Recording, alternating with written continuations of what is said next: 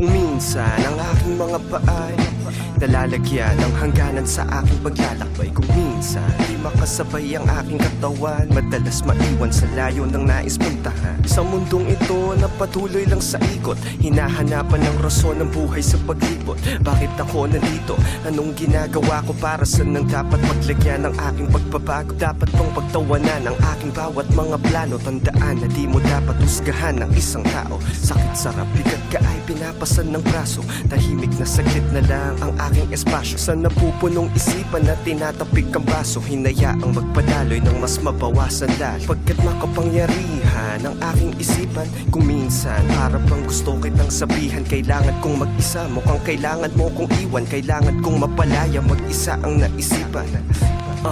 Palayain ang isipan, hayaan mong tangayin, huwag mo na munang pigilan. Patuloy na iikot ang mundo, huwag kang mag-alala, huwag